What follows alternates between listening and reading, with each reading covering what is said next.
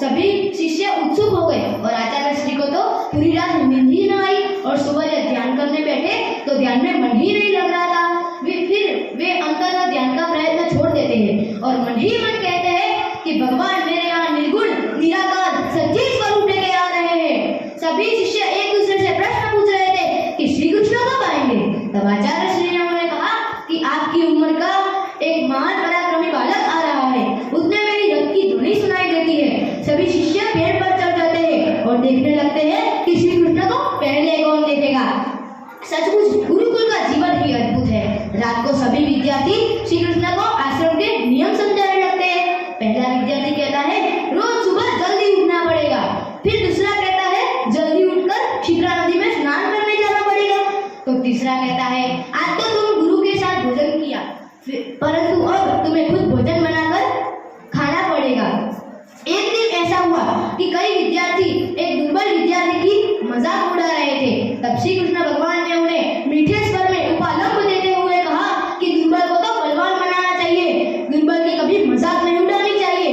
फिर श्री कृष्ण की नजर उतने में सुदामा पर पड़ी और सुदामा पर नजर पड़ते ही उन्हें मित्र के रूप में स्वीकार किया। परंतु सुदामा ने कहा कि यह मित्रता कैसे संभव हो सकती है? आप तो धनाढ्य परिवार से आते हैं और मैं तो एक गरीब ब्राह्मण हूँ। परंतु श्री कृष्ण भगवान ने कहा मैंने तुम्हें एक बार मित्र तरीके स्वीकार किया, फिर बस ऐसे कई दिन मित्रता चली। फिर विद्याभ्यास पूरा हुआ तो श्री कृष्ण भगवान ने कहा मित्र तुम्हें मेरी कभी भी जरूरत पड़े द्वारिका आ जाना, मेरे घर के दरवाजे तुम्हारे लिए सदैव खुले हैं। सुदामा एक गरीब ब्राह्मण परिवार के थे। उनका एक नियम था कि भगवान के सिवाय किसी के भी आश्रय नहीं रहने का और भगवान को पसंद आए ऐसा काम करने का। उनके परिवार में 4 बच्चे और पति पत्नी कुल 6 लोग थे। भिक्षा की वृत्ति से उनका पालन पोषण होता नहीं था। कितनी बार तो आधा भूखा भी रहना पड़ता था।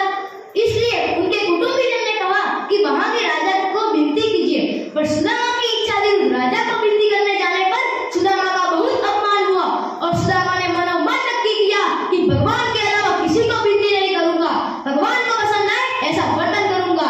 फिर एक दिन उनकी पत्नी ने कहा अरे आप तो द्वारिका जाइए, द्वारिकाधीश तो आपके मित्र है, आप उनको हमारी घर की परिस्थिति के बारे में बताइए, वे आपको जरूर मदद करेंगे।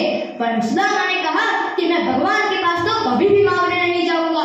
फिर उनकी पत्नी ने कहा अरे केवल मिलने तो चाहिए। सुदामा मिलने के लिए तैयार हुए।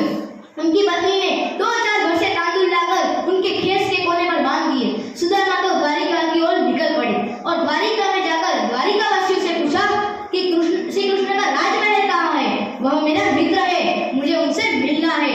तो द्वारिका वासियों ने उसकी मजाक उड़ाते हुए कहा अरे मैं तो द्वारिकाधीश है और तुम तो एक गरीब ब्राह्मण, चलो जाओ यहाँ से। फिर सुदामा स्वयं ही कृष्ण का राजमहल ढूंढ निकालते हैं और द्वारपाल से कहते हैं मुझे अंदर जाने दीजिए, श्री कृष्ण तो मेरा मित्र है। तब द्वारपाल कहता है अरे मैं तो द्वारिकाधीश है और तुम्हें गरीब ब्राह्मण हो, जो दान चाहिए वो ले जाओ। तब सुदामा कहता है अरे कम से इतना तो करिए कि आपका मित्र सुदामा आपसे मिलने आया है। तब द्वारपाल जैसे ही कृष्ण को यह समाचार देता है, श्री कृष्ण तो मुट्ठी बांधकर दौड़ने लगते हैं और सुदामा तो थोड़ी देर के बाद वापस चल बैठता है। श्री कृष्ण तो सुदामा की पुकार करते हुए दौड़ते हैं और सुदामा को मिलते ही उन्हें गले लगा लेते हैं और कहते हैं मित्र तुमने मेरी तनिक भी राह न देखी। तब आसपास खड़े लोग ये दृश्य देखकर आश्चर्यचकित हो गए और कहने लगे अरे ये कैसी मित्रता, एक द्वारिकाधीश और कहाँ गरीब ब्राह्मण। श्री कृष्ण भगवान सचमुच दरिया दिल है जिसने जगत में रहे सुदामा के जैसे गरीब ब्राह्मण का महत्व बता रहे हैं। फिर श्री कृष्ण भगवान सुदामा को मान सहित अपने महल में ले जाते हैं और कहते हैं अपने पटरानियों से कहते हैं इसकी सेवा करो और उनको स्नान भी कराते हैं, उनको नए वस्त्र भी देते हैं। तब और फिर उनसे सवाल पूछते हैं कि मित्र तुम्हारे घर का हालचाल कैसा है।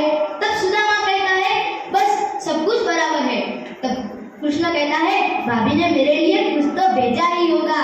तब सुदामा कहता है नहीं कुछ भी नहीं भेजा। तब पर कृष्ण को तो पता चल जाता है और वो उनके खेत में से तांदूल की पोटली लेकर उसे खोलकर खाने लगते हैं। तो उनकी पटरानियां कहती है अरे मुझे तो दीजिए, आप अकेले खा रहे हैं। और वो भी उसका स्वाद चखकर कहती है अरे ये तो कितना मीठा है और आप अकेले खा रहे थे। ऐसे ही कुछ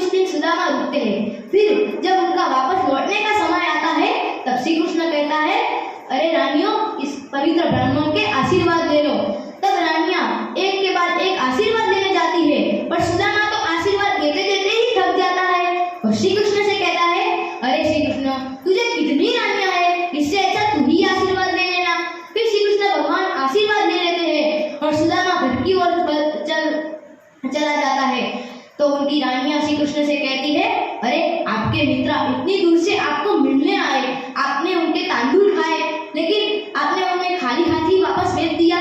तो कृष्ण कहते हैं, अरे सुदामा तो प्रेम के भूखे हैं, उन्हें सब कुछ मिल जाएगा। सुदामा जैसे ही घर पहुंचते हैं तो देखते हैं अपनी कुटिया की जगह बड़ा सा महल होता है और अपने परिवारजनों ने नए वस्त्र पहने हुए होते हैं। वो मन ही मन श्री कृष्ण का आभार मानते हैं और कहने लगते हैं, कृष्ण तूने बिना मांगे इतना सब कुछ दे दिया। किसी भक्त ने सही कहा है, किसी का भार न रखे मुरारी, किसी का भार न रखे मुरारी, ब्याज के साथ लौटाता है त्रिपुरारी, ब्याज के साथ लौटाता है त्रिपुरारी।